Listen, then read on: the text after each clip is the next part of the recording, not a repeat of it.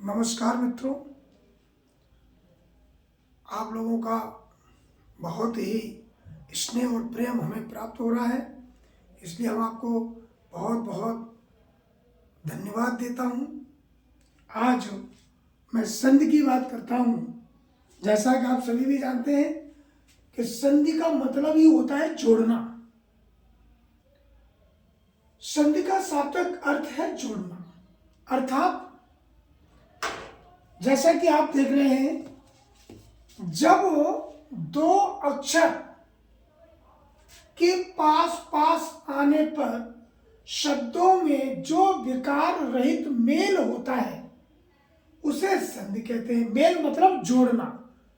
जुड़ना, जब दो वर्ड आपस में जुड़ते हैं तो क्या होता है, उनका जो परिवर्तन होता है, जैसे आप देखते हैं विद्या प्लस आलय, दोनों आपस में जुड़े तो नया शब्द बना विद्यालय। संधि के तीन भेद होते हैं, स्वर संधि, व्यंजन संधि और विसर्ग संधि। विसर्ग इस तरीके से संस्कृत में प्रयोग करते हैं। अब हम एक एक पर चर्चा करते हैं।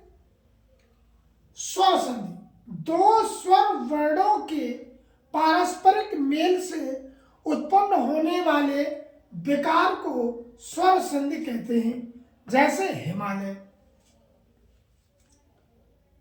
अब हम और थोड़ा डिटेल से बात करें तो स्वर संधि के 5 भेद हैं मुख्य रूप से। दीर्घ संधि, स्वर संधि के कितने भेद हैं? स्वर संधि के 5 भेद हैं और आज हम उन 5 भेदों पर चर्चा करते हैं।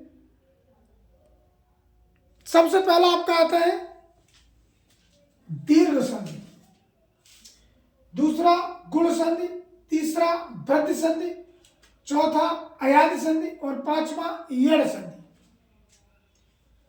तो सबसे पहले हम दीर्घ संधि की परिभाषा में बात कर लेते हैं।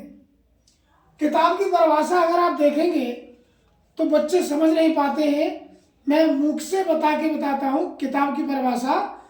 जब स्वर या दीर्घ स्वर संधि का अपने ही समान ह्रस्व या दीर्घ स्वर वर्ण से संयोग होता है तो उसे दीर्घ संधि कहते हैं। नहीं समझ में आया? कुछ नहीं समझ में आया तो इसलिए मैंने परिभाषा थोड़ा चेंज करके लिखा है।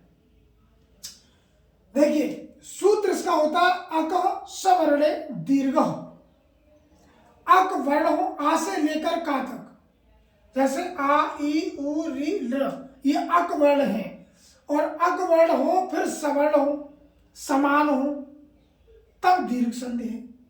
जैसे आपने देखा, ये देखिए परिभाषा की है एक तरीके से। अब ये शर्त है, चाहे यहाँ बड़ा हो चाहे यहाँ छोटा हो, चाहे दोनों बड़े हो चाहे दोनों छोटे हो, ऐसे ही इनका है। दोनों ही बड़ी हो, दोनों ही छोटी हो, दोनों बड़ी या छोटी हो, बनेगा बड़ी। ऐसे ऊ है, बड़ा हुआ चाहे छोटा हुआ तो दोनों छोटे या दोनों बड़े हो, बनेगा बड़ा ही। तो ये हमारे उत्तर में ऐसे ही प्राप्त होते हैं। चलिए, अब ये हमारी परिभाषा बनके तैयार हो गई है। आ के बाद आए, ई के बाद ई आए, ऊ के बाद ऊ आए। अभी हम 3 की बात करेंगे। देखिए, जैसे आ से संबंधित है तो हिम प्लस आलय बराबर बना हिमालय। आप देखिए, पहले वाले खंड से लास्ट वाले वर्ण का उच्चारण करेंगे तो मां खत्म हो गया, आ रहा है। तो जो स्वर आ रहा है कंठ से, क्योंकि उसका नाम है स्वर संधि, तो स्वर हमने लगा दिया नीचे आ। यहाँ पहले से ही स्वर है, स्वर में कोई परिवर्तन नहीं होता है, तो जिसका तस लिखा जाता है आ। तो यहाँ देखिए सवर्णता पाई, आ के बाद आ रहा है, उत्तर में आ मिलेगा। अब देखिए, यहाँ छोटा माँ था, हमने यहाँ आ की मात्रा जोड़ दी तो बन गया हिमालय। ऐसे ही देखते हैं स्वर प्लस अर्थ, तो यहाँ हुआ है, व्यंजन है। अब इसका उच्चारण करेंगे, वह खत्म हो गया, आ रहा है। यहाँ ऑलरेडी पहले से ही आ था तो आ प्लस आ बराबर आ। अब यहाँ हुआ, देखो छोटा था, यहाँ आ की मात्रा लग गई तो बन गया स्वार्थ। और देखते हैं, इनके हम और उदाहरण पर बात कर लें। ये हमारे छोटे छोटे उदाहरणों के माध्यम से अब हम देखते हैं और थोड़े स्वरों की बात कर लें तो अब हम स्वरों की बात करते हैं।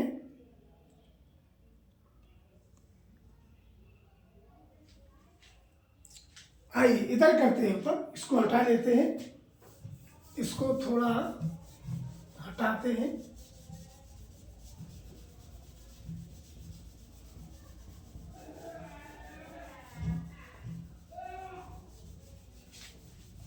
चलिए अब हम इनको उदाहरणों को हटाने के पश्चात अब हम यहाँ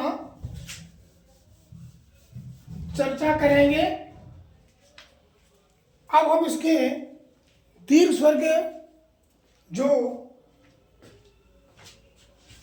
और खंड है उन पर बात करते हैं। अब हम उदाहरण लेते हैं ई का। ई का जैसे मैंने लिखा कवि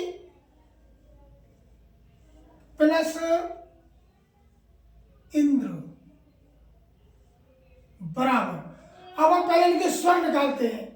तो यहां देखो ये हमारा हुआ है और वहां में छोटी की मात्रा लगी है, तो ये स्वर लगा हुआ है, तो हम वो छोटी की मात्रा बाहर निकाल लेते हैं। यहां पहले से ही छोटी की मात्रा है तो यहां भी हमने निकाल लिया। अब देखिए ई के बाद ई आ रहा है, दोनों में समानता पाई जा रही है, तो उत्तर में हमारा बनेगा बड़ी ई। इसको हम कहते हैं संधि नियम। क्या कहते हैं? संधि नियम। छोटी की मात्रा की संधि नियम बन गया। अब देखिए अब यहां हमारा छोटी की मात्रा थी, अब यहां परिवर्तन हो रहा है और ये बड़ी की मात्रा लगेगी और वो संधि बन जाती है। बराबर क्या हो जाएगा? कबींद्र। ये हमारा बनके तैयार हो गया। अब हम ऊ की बात करते हैं। अब कितनी भी संधियां बना लो सब ऐसी बनती चली जाए। छोटों की बात कर ले। अब देखिए जैसे मैंने कहा भानु प्लस उदय। अब यहां देखिए ना पर छोटू की मात्रा है प्लस यहां स्वर ऑलरेडी पहले से ही है, तो ऊ प्लस ऊ बराबर क्या बन जाएगा? बड़ा ऊ। अब परिवर्तन किसमें हो रहा है? यहां बड़ा ऊ मिला है तो यहां छोटा ऊ है।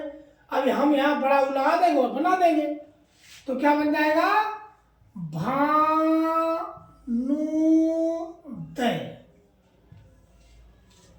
किसी भी परीक्षा में अगर ऐसे संधि आती है तो आप बड़े आराम से पहचान सकते हैं।